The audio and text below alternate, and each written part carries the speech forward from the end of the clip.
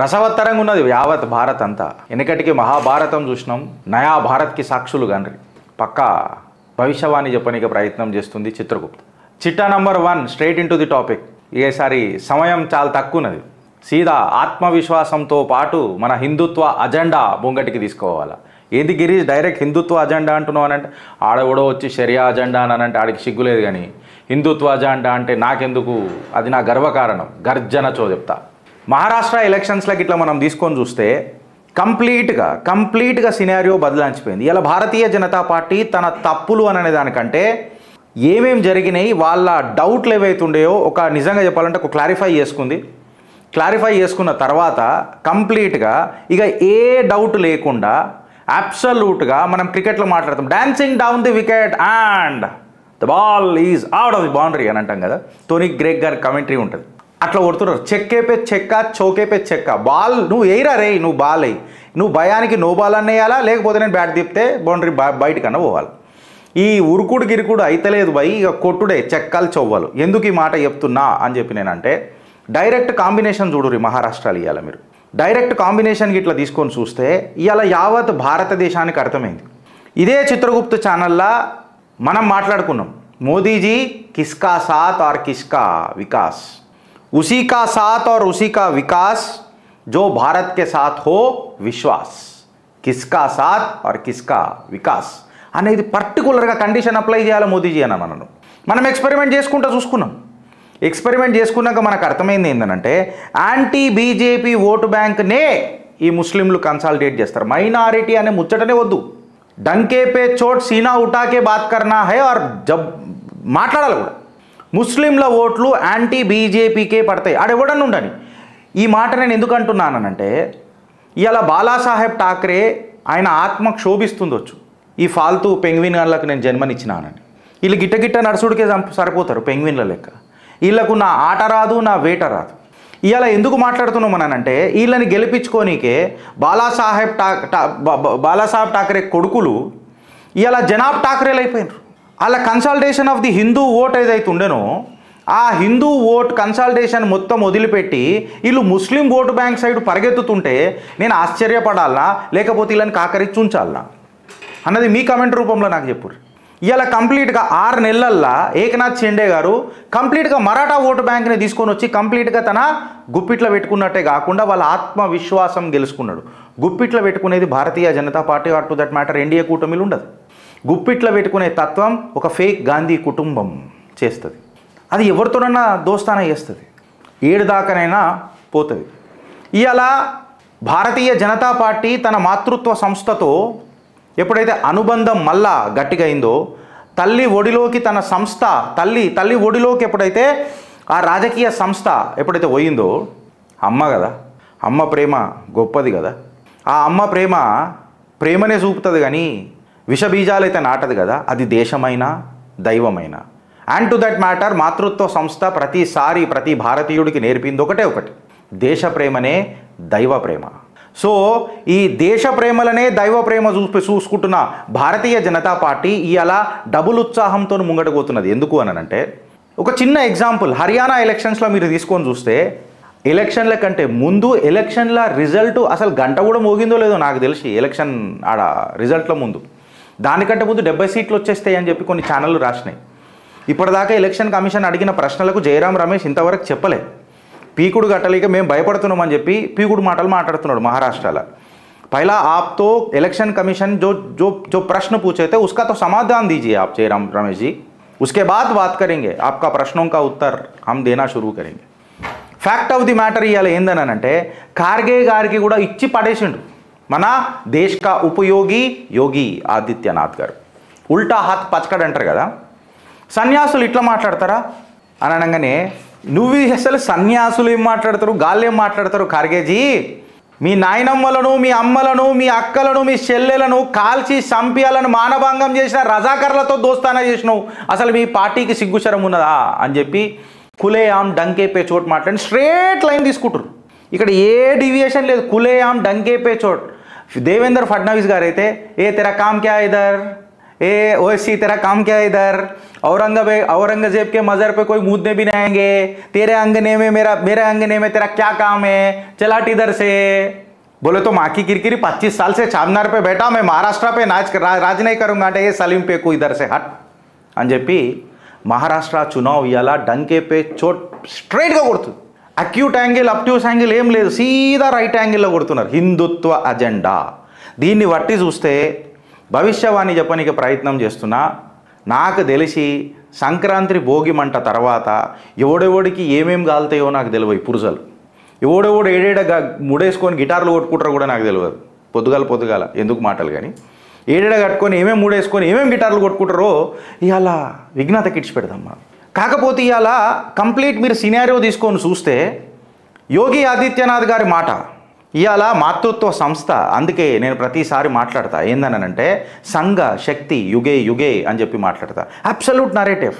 Election కంటే ముందే 70 సీట్లు వస్తా అని చెప్పిన హర్యానా ఎలక్షన్స్లలో ఎప్పుడైతే మాతృత్వ సంస్థ నడుబిడ్డ నువ్వు నడు నేనున్నా కదా అని చెప్తే మా అమ్మ ఉన్నది కదా పక్కకు, నన్ను జన్మనిచ్చిన నా తల్లి ఉన్నది కదా, ఆ తల్లిపాల విలువ నాకు తెలుసు కదా, నా తల్లిని కన్నా తల్లికి నేను పనిచేస్తున్నా కదా అన్న పరిగెత్తుడు స్టార్ట్ చేస్తే హిందూ అనేటోడు ఒక మదపుట ఏనుగు రే. ఆ ఏనుగు లేచే వరకే ప్రాబ్లం. అది లేచి నడుస్తుంటే జర పక్కకున్న శునకాలకు జర ప్రాబ్లం అవుతుంది. అదే మదపుట ఏనుగు పరిగెత్తడం మొదలెడితే అదే ఏనుగు కాళ్ళు లేవట్టి తొక్కుడు తొక్కితే ఛాతీలు చపాతీలు అయితే రే, ఛాతీలు చపాతీలు అయితే.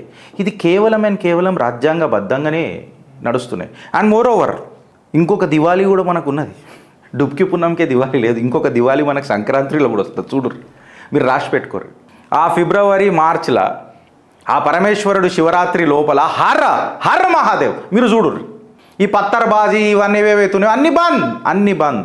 బికాస్ ఇవాళ యావత్ మాతృత్వ సంస్థనే తీసుకోండి. ఆ కాడికి వస్తే మాతృత్వ సంస్థ నేతృత్వంలో పనిచేస్తున్న భారతీయ జనతా పార్టీయే తీసుకోండి.